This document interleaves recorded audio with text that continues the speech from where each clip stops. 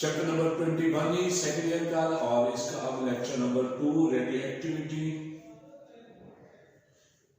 FSc के लिहाज से तो शायद कोई इतना इंपॉर्टेंट नहीं, लेकिन ये एमकैट ऑब्जेक्टिव वगैरह के लिहाज से काफी इंपॉर्टेंट पोर्शन।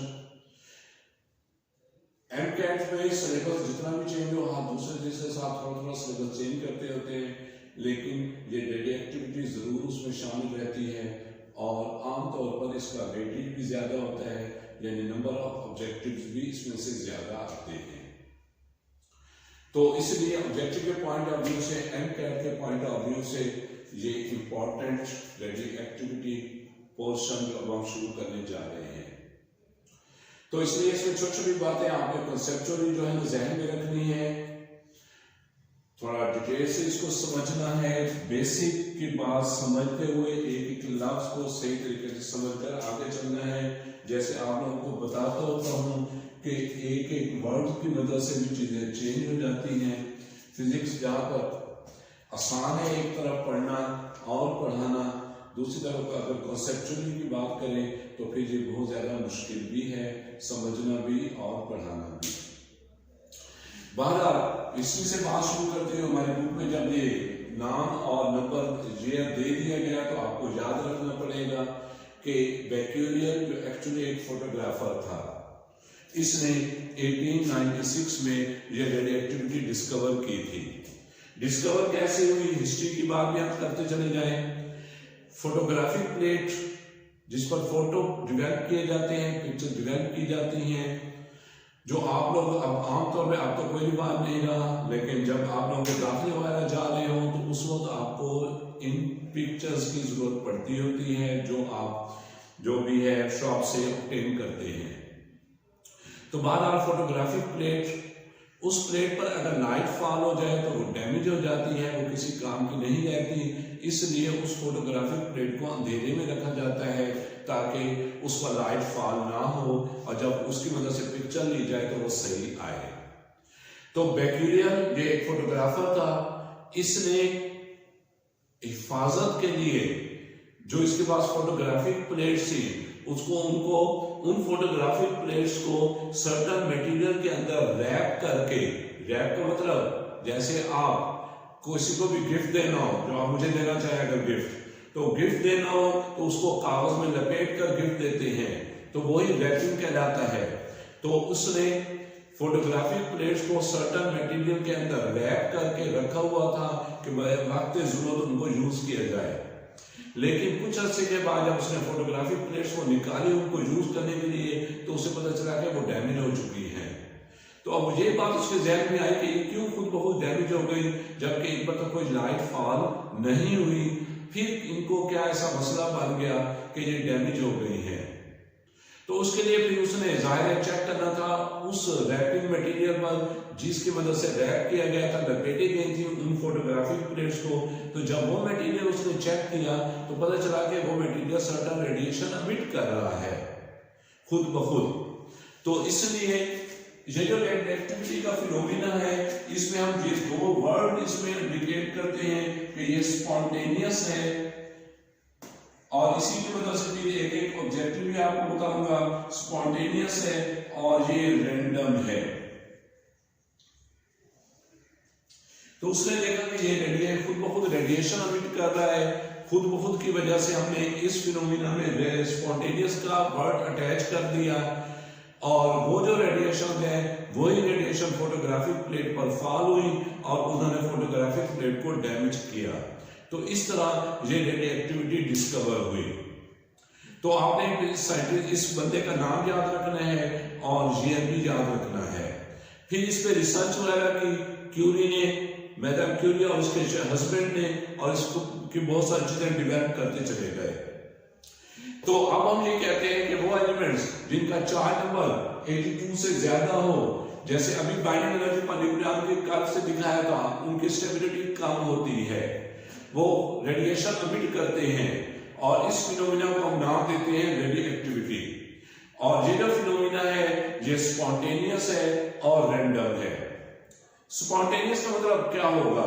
स्पॉन्टेनियस का मतलब ये है कि अगर ये कोई एलिमेंट है, कोई भी प्लूटोनियम है, न्यूटोनियम है, थोरियम है, कुछ भी है, तो ये सर्टन रेडिएशन अमिट कर रहा है।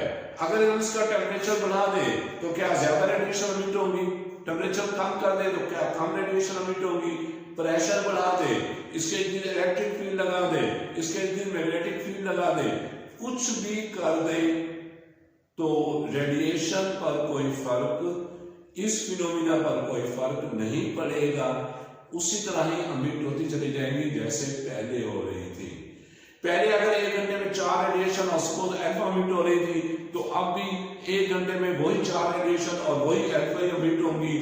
ना रेडिएशन के रेट पर फर्क पड़ेगा, बढ़ेगा या कम होगा, कुछ नहीं, ना रेडिएशन की नोयत पे फर्क पड़ेगा कि पहले अल्फा हो रही थी तो अब बीटा हो जाए, पहले बीटा हो रही थी तो अब गैमा हो जाए, ऐसा कुछ नहीं होगा। तो इसलिए इस फिनोमिना को हम नाम देते हैं स्पॉन्टेनियस। और जैसे आपको इंडिकेशन हो गई होगी कि इससे रिलेटेड ऑब्जेक्टिव यही बनेगा, वो कह देगा कि कोई सैंपल है, पहले 30 डिग्री सेंटीग्रेड पर वो ये रेडिएशन अमिट कर रहा था, अब टेम्परेचर 100 हो गया, या प्रेशर अप्लाई कर दिया, या इलेक्ट्रिक फील्ड अप्लाई कर दी, या मैग्नेटिक फील्ड अप्लाई कर दी, तो अब रेडिएटिविटी का रेट क्या होगा, तो आपने रिमेन सेम लिखना है, इसको चेंज नहीं लिखना। कि किसी भी एक्सटर्नल अफेयर्स, उर्दू में बोले तो बैरूनी अवामिल की वजह से इस फिनोमिना पर कोई इफेक्ट नहीं होता। फिर दूसरा वर्ड रैंडम को भी अभी कर दे कि जैसे कि आपको एग्जांपल दी थी कि सपोज ये थोरियम है, अब जाहिर है थोरियम का ये जो एलिमेंट है इसके अंदर एक एटम नहीं होगा, एक से ज्यादा होंगे, तो ये सारे के सारे लैटिस एटम जो अपनी जगह पर फिक्स है सारे थोरियम के ही। अब थोरियम रेडिएक्टिव है, रेडिएशन अमिट करता है, सपोज इसने रेडिएशन अमिट की, बीटा सपोज कर लेते हैं, बीटा अमिट करते हुए ये किसी और में बदल गया। अब अगला कौन सा होगा, सारे इकट्ठे रेडिएशन अमिट नहीं करते, रेडिएशन अमिट करके सारे इकट्ठे किसी और फॉर्म में चेंज नहीं होते। अगर ये एलिमेंट चेंज हुआ है पहले थोरियम का एटम, तो हम ये प्रिडिक्ट नहीं कर सकते कि नेक्स्ट ये होगा या ये होगा या ये होगा। किसी भी वक्त कोई भी एटम रेडिएशन अमिट करके रेडिएक्टिविटी का फिनोमिना दे सकता है, किसी भी वक्त कोई भी एटम रेडिएशन अमिट करके रेडिएक्टिविटी परफॉर्म करा सकता है। इसी वजह से इस फिनोमिना को हम नाम देते हैं रैंडमनेस का। आम लफ्जों में भी डेली लाइफ में देखें, हम प्रेडिक्ट नहीं कर सकते कि किसकी डेथ कब होगी, किसकी पहले होगी या किसकी बाद में होगी, किसी भी वक्त किसी की भी हो सकती है। तो इस फिनोमिना को हम नाम देते हैं रैंडम का। तो ये दोनों मतलब थ्योरेटिकली भी इस ऑब्जेक्टिव में पूछे जा सकते हैं। किसी भी वक्त कोई भी एटम डिके कर सकता है, इसको हम क्या बोलेंगे, स्पॉन्टेनियस बोलेंगे या रैंडम बोलेंगे या दोनों बोलेंगे, इसको हम रैंडम बोलेंगे। तो ये दो वर्ड्स जो हमने इंडिकेट किए। फिर रेडिएक्टिविटी में 3 तरह की रेडिएशन अमिट होती है, उनके बारे में बात करते हुए पहले नंबर पर अल्फा पार्टिकल अमिट हो सकता है। अल्फा पार्टिकल जो रिजेंबल करता है हीलियम न्यूक्लियस को, और जब हम हीलियम न्यूक्लियस की बात कर रहे हैं तो फिर इस पर कह सकते हैं कि इसमें चार्ज +2 ही होगा, क्योंकि इसमें 2 प्रोटॉन है, और न्यूक्लियस की मैंने बात की है, एटम की नहीं की। और इसको भी मास कितना होगा, मास जाहिर होगा 2 mass of the proton +2 mass of the neutron, 2 neutrons हैं और इसमें 2 प्रोटॉन्स हैं। ये अल्फा पार्टिकल जो हीलियम न्यूक्लियस को रिजेंबल कर रहा है। इसी तरह बीटा पार्टिकल ये इलेक्ट्रॉन, और ख्याल रहे इसको हम फास्ट मूविंग इलेक्ट्रॉन कहते हैं, क्योंकि इसकी स्पीड जो नेचुरल दूसरा इलेक्ट्रॉन जो एक्चुअल इलेक्ट्रॉन होता है उससे हमेशा ज्यादा होगी। जो एक्चुअल इलेक्ट्रॉन है जो न्यूक्लियस के इर्द रिवॉल्व कर रहे हैं उसकी स्पीड होती है roughly 10⁻⁻⁷, जबकि इसकी हो सकती है 1 × 10⁻⁻8 स्पीड हो सकती है। इसलिए इसको हम फास्ट मूविंग इलेक्ट्रॉन बोलेंगे। अगर दोनों ऑप्शन हुए, इलेक्ट्रॉन भी और फास्ट मूविंग इलेक्ट्रॉन भी, तो फिर हम प्रेफर करेंगे फास्ट मूविंग इलेक्ट्रॉन को। तो फिर इस पे चार्ज ऑब्वियसली -1 ही होगा, और मास नंबर, मास की बात नहीं कर रहे, मास नंबर की बात कर रहे हैं। मास नंबर जब हम बात करेंगे तो वो 0 नहीं कंसीडर करेंगे।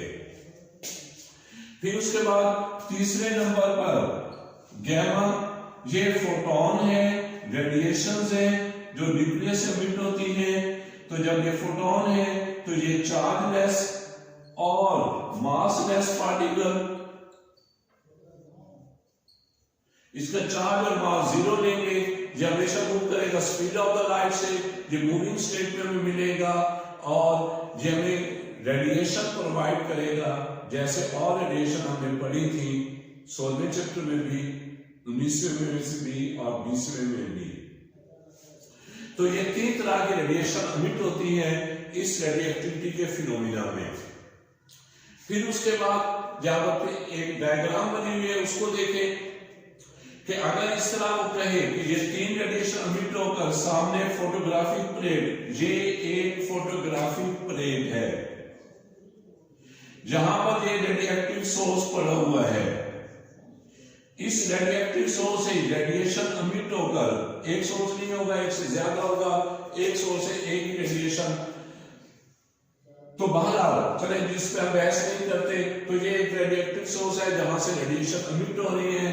फिर इनके रास्ते पर ये 2 प्लेट्स लगा दी, एक पर पॉजिटिव चार्ज और दूसरे पर नेगेटिव चार्ज है। इन प्लेट्स की वजह से रेडिएशन डिफ्लेक्ट हो गई, एक राइट पर और दूसरी लेफ्ट पर। तो अगर वो आपसे ये पूछे, इसको वो ए, इसको बी और इसको सी ऑप्शन दे दे और कहेंगे ए पर कौन सी रेडिएशन, बी पर कौन सी रेडिएशन और सी पर कौन सी रेडिएशन है, तो क्या ख्याल है? और ख्याल रहे इन प्लेट्स की पोलैरिटी नहीं दे रहा मैं, बहरहाल इनमें से कोई एक पॉजिटिव होगी और नेगेटिव होगी। अब अगर मैं ये दे दूं तो फिर तो समझना आसान हो जाएगा, लेकिन एक और चीज आपको इंडिकेट करनी है, इसकी वजह से मैंने पोलैरिटी नहीं दी। तो पहली बात तो ये आ गई कि जो रेडिएशन स्ट्रेट जा रही होगी, डिफ्लेक्ट नहीं होगी, फोटोग्राफिक प्लेट पर सीधी जाकर फॉल करेगी, वो गैमा होगी। तो ये तो अंडरस्टूड है कि ये वाली रेडिएशन गैमा होगी। अब इनमें से कौन सी अल्फा और कौन सी बीटा होगी? अगर ये प्लेट दी होती तो फिर तो समझना आसान था, प्लेट पे चार्ज दिया होता, तो जो नहीं दिया हुआ। तो अब एक्चुअली डिग्री ऑफ डिफ्लेक्शन से समझना है, जो थ्योरेटिकली ऑब्जेक्टिव से भी आपको पूछा जा सकता है, डिग्री ऑफ डिफ्लेक्शन। अब देखो ये जो अल्फा पार्टिकल है, हैवियर है, कम डिफ्लेक्ट होगा, ये क्या होगा? कम डिफ्लेक्ट होगा। और बीटा जो लाइटर पार्टिकल है तो ये ज्यादा डिफ्लेक्ट हो जाएगा। अब देखो ये ज्यादा डिफ्लेक्ट हो चुका है, तो इसका मतलब है ए पर कौन सी रेडिएशन फॉल कर रही है? बीटा। और ये कम डिफ्लेक्ट हुआ है, थोड़ा सा आगे गया है, तो इधर चूंकि ये कम डिफ्लेक्ट हुआ है तो ये अल्फा होगी। तो सी पर अल्फा, ए पर बीटा और बी पर गैमा रेडिएशन आकर फॉल कर रही है। तो अगर प्लेट्स की पोलैरिटी ना भी दी हो तो आपने डिग्री ऑफ डिफ्लेक्शन की मदद से चेक कर लेना है कि कौन सी रेडिएशन होगी। बहरहाल पॉजिटिव की तरफ नेगेटिव रेडिएशन आएगी, पॉजिटिव प्लेट की तरफ जो बीटा है, और नेगेटिव प्लेट की तरफ पॉजिटिव रेडिएशन आएगी जो अल्फा है। तो ये रेडियोएक्टिविटी के लिए बेसिक, बाकी इसके हाफ लाइफ वगैरह वो फिर इंशाल्लाह नेक्स्ट लेक्चर में। अल्लाह हाफिज।